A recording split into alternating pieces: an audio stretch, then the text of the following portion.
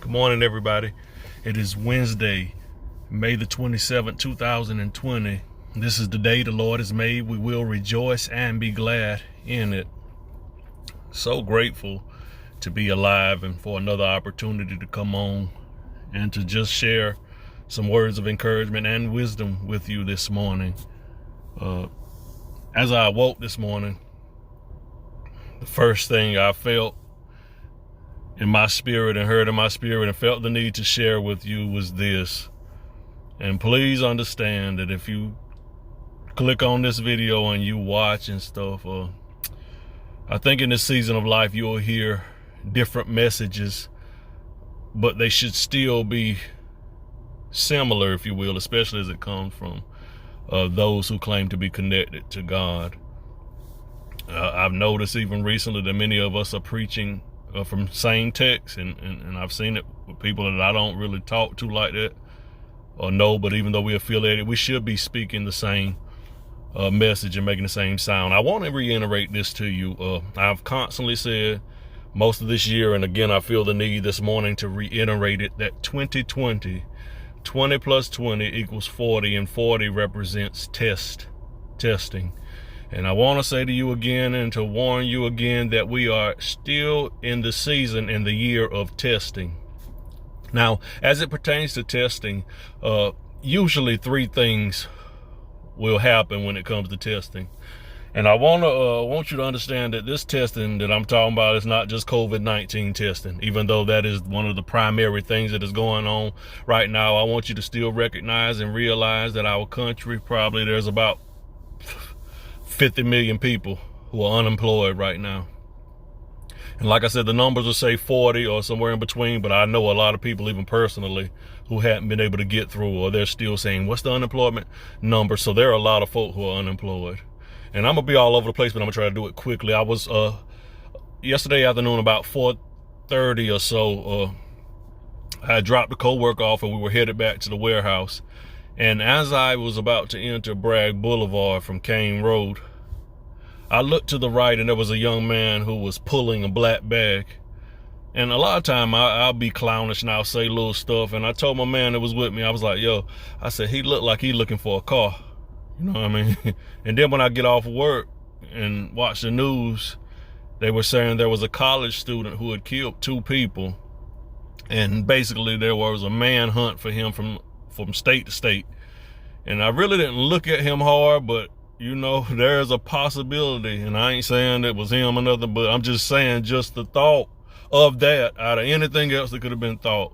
And when they showed him in another state with a black bag, and he was carrying it though, and they said in that bag was guns.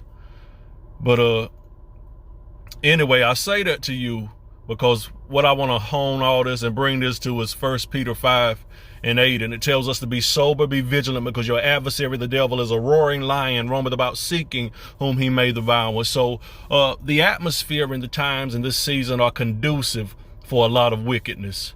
And not that we hadn't been going through that anyway, but again, when I say you got 50 million Americans who are unemployed, you got COVID-19 out here that is still rearing its ugly head, and we've seen this past weekend where people have ignored it and act like it don't exist, and they've gathered and stuff. I'm telling you to be wise.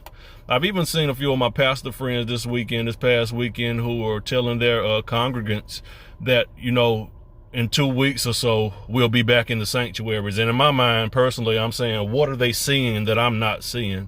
Because again, if you seen folk gather like they did in Myrtle Beach and all over the place, it's just like you can tell that if this stuff is true that's been going on, there probably will be a surge. And like I said, personally, it doesn't have anything to do with faith. It is all about 1 Peter 5:8, being sober and be vigilant, because the devil is seeking whom he can devour. So like I said, I encourage you, again, I believe this is the season of testing. As I begin, there are 3 things that usually happen in testing. When testing time comes, either you pass, you fail, or for some reason you get an exemption. And I want to go ahead and I want to scrap that last one, because in this season there will be no exemptions. Either you will pass this test or you will fail this test. I'm telling you, people of God, and my brothers and my sisters and my friends and foes, or whoever you claim to be, if you see this video, be sober and be vigilant. This has been a season, I believe, that God wanted us to get in his presence.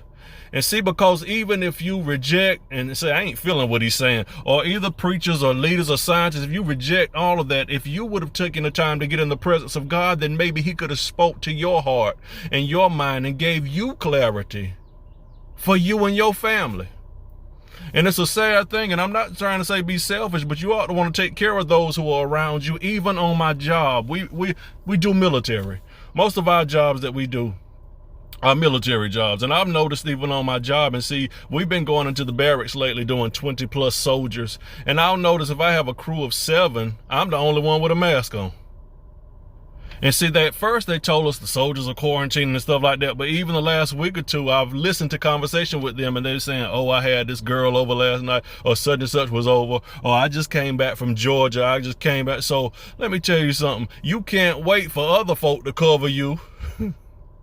You've got to learn how to cover yourself. So what I'm doing now is I can't tell people or make them do certain things or to feel certain things about certain ways. But for me personally, again, I don't want to harm nobody in my family. I love the Lord, and I believe, I try to live holy and live right. And if it's my time to go, sure, it's my time to go. But I don't want to rush it again, and I don't want to put nobody else in harm's way. If the statistics are right, they're believing that 40% of the people who are spreading COVID-19 now are asymptomatic. In other words, they don't have a fever. They're not showing these symptoms that folk are used to. There are many of you this morning, like I said, let me stay there for just a second. In testing time, 2 things happen, because the third one is scrapped. There is no exemptions. You either pass or you fail. So we've got to be careful. And like I said, take care of yourself. Many of us this morning are either headed to jobs, at jobs, or at some point today or tonight we'll go to a job. For some of us have been deemed essential during this pandemic. And let me tell you something, essential mean one thing in certain folk eyes, and a lot of them, essential basically means I want y'all to get my money by all means necessary. So there are a lot of jobs that not only I'm going to, but you're going to. Basically, they don't care nothing about your health or your life. They just want you to make the donuts. They just want you to continue to make the money. Some of you are like me. You've got owners or bosses that you ain't seen during the pandemic because they know it's real, but yet they expect you to come and to do your job. So like I said, if you got to be out here, and most of us do, take care of yourself. Continue to wear your mask. Continue to wash your hands. Continue to do everything. It is an awesome time, again, because God allowed us to get the information. And like I said, we have to do what is right with that information and do the right thing. Take care of yourself. And like I said, if you don't care about yourself, think about your family and those that are connected to you. Again, this is testing time. I thought about this morning, even if I could liken it to carbon monoxide. It is a tasteless, odorless thing that you can't see. And there have been many folk who have cut on cars inside garages and didn't lift up the door, and they were killed by carbon monoxide, something that you couldn't see, something you can't taste, you can't touch, you can't smell. So I tell you, don't allow the toxicity, because that's what it is toxin. Don't allow the toxicity of life to catch you by surprise when you know it's there. Open up your garage. And what does that mean? Can I, and not trying to be deep and do wordplay, but like I said, open up, your mind, open up your head, be vigilant again.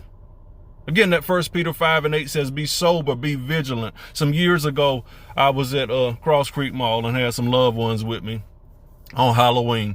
And we walked out the back of the mall. And when we walked out the back of the mall, I've always, most of my adult life, worn glasses. But my peripheral is off the chain. So we walked out of the Cross Creek Mall, and back then I still was drinking and smoking and stuff like that, but I still kind of tried to be vigilant. So as I walked out the mall, out the back by the food courts, now that was dark back then, there was no light in there. We walked out, I noticed a person with like a Jason mask on who was sliding down the side of the wall as me and the loved ones walked out. And I never turned and acknowledged him, but back then I used to carry like a razor blade box cutter. And the closer he got to me, I wanted to address him, but I was vigilant. I was still watching him as he slithered down the wall. And I don't know whether he got real close and changed his mind, what it was that happened in him. But like I say, I made up in my mind then that I would never put myself in a position, far as my mindset, that I would not be able to protect the loved ones that God has blessed me with. It is a sad thing. It is a sad thing. I see videos all the time of young people, older people who get so drunk and get so high that you can't even function no more. You can't even drive no more. You just sitting there basically looking silly. I've been there before. But thank God for Jesus. And thank him for another chance and another opportunity. Listen, I want to close on this note. There were some beautiful things in life. And I wrote a song, and some of you may have heard it, and I say I get lifted off Jesus Christ. That's my new habit. I don't need nothing to alter my mind or alter anything that's going on with me. When I chose him, I walk around every day with a buzz because he is good and because his spirit lifts me up when I am down. So I want to say to somebody again, be sober and be vigilant, because your adversary, the devil, as a roaring lion, roaming about singing whom he made about. And I wanted to go about 5 minutes, but it is necessary today, because like I said, life is beautiful. Life is lovely. It is an awesome thing. Again, like I said, if you just feel like, well, you know, people got to die some kind of way. It's like smokers. You'll see smokers and they say, well, I ain't gonna quit smoking because you got to die some kind. That is the stupidest thing you could ever say. And selfish. If you've got family and loved ones around, again, that God has blessed you with and put you here to protect. You know what I mean? And I feel personally like my family, they could survive without me if something happened with me. But I think that they'll be so much better with me. I think my wife would be so much happier with me in her life and we living and growing old together. So why would I do anything to jeopardize that? That is selfish and that is stupid. So I say to you, to each and every one of you, regardless of what people are doing around you, protect yourself and those that love you. I'm going to end in this again. There are a lot of beautiful things that you get to do in life. A lot of beautiful things that we get to do. We get to pick out flowers for our loved ones. You know, some of us gentlemen, we'll get roses every now and then for your girlfriend or your wife and stuff like that. You know, maybe you can help that daughter pick out her wedding dress. Help your son pick out a nice tuxedo for his wedding dress, prom dresses and all of that stuff. You know, go pick out a nice car and nice homes and nice hotel rooms and nice cruises or whatever for vacation. But one of the worst things to have to do in this life is to pick out caskets for loved ones. That's horrible. That is a horrible thing, especially if there was anything that I could do to stop from having to do that. And again, I know some folks say, when it's my time to go, it's my time to go. If you feel that way, you know, I pray for you today, but I'm encouraging you again, 1 Peter 5:8, to be sober, to be vigilant, because your adversary, the devil, is a roaring lion, roaming about seeking whom he may devour. I'm going to tell you this about the church. And I know I said I'm close, and I really am.